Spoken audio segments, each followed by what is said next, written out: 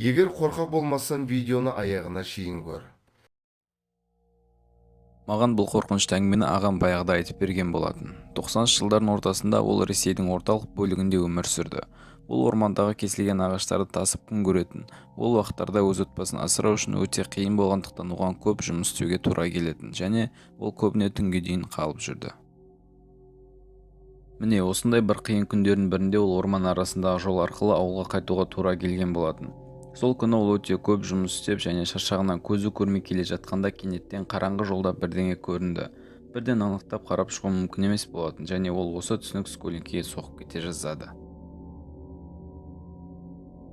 Тежегішті соңына дейін басып көлікті әрең дегенде тоқтатты. Толық қараңғы жолда үсті басы лас киімде бір қыз тұрды. Ең жақын ауылдан 10 километр алыс жерде бұл қыз түнде не істеп жүр? Ол қатты бір түрлі болды. Бірақ содан кейін ол тас қараңғыда жалғыз тұрған осы қыздың тағдыры үшін де одан әрі қорқа түсті. Бұл жерлерде түнде аш қасқырлардың үйірі жүретін. Ол тұрған қызды сигнал басып қолымен көрсетіп кабинаға шақырып жақын ауылға қарай жеткізіп салуды ұйғарды. Сөйтсе ол әдемі, қара торы келген қыз екен. Ол қыз үндемей, ештеңе айтпай, көздерін үнемі жауып отырды. Ағам не болғанын білуге тырысып сұрамақ болып еді, бірақ жауап ретінде тек үнсіздік болды. Содан кейін жолды біршама жеңілдету үшін ол өзінің сүйікті кассетасын алып, музыканы қосуды ұйғарады. Бірақ ерегіскендей қарықтан өтіп, ол қолындағы кассетаны қыздың аяқ жағына түсіріп алады. Содан кейін ағам оған қарай еңкейіп, оның аяғының жанында жатқан кассетаны алмақшы болады. Енді еңкейе бергенде ол жүннің немесе қандай да бір жануардың сасық иісін сезініп, қараңғыдан ештеңе көрмей, оның не екенін түсінбейді.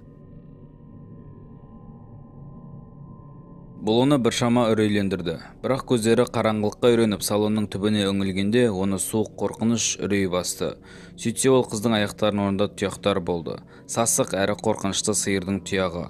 Бұл минуттар оған мәңгіліктей көрінді, өйткені ол тіпті сөз де айта алмады, ал жанында отырған біртүрлі жолаушы бірден күдіктене бастады.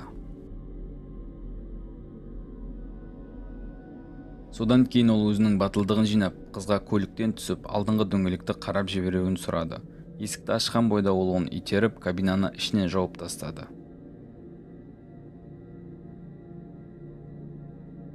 Сол бойда әлгі мақұлық шыңғырып жылап, есікке жармасып ұрғылап жатты.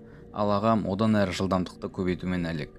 Көліктің мүмкіндігі жеткенше қатты жүріп келе жатқанда айнадан артынан дене тітіркендіретіндей шыңғырған дауыспен және ұзын арық қолдарымен сермеп, тыныштықты бұзып жүгіріп келе жатқан қорқынышты мақұлықты көрді.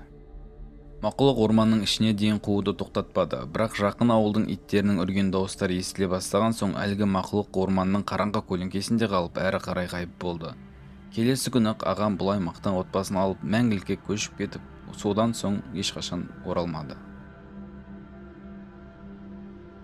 Бұл оқиғаны көптеген таныстарын айтса да менен басқа ешкім сенбеді.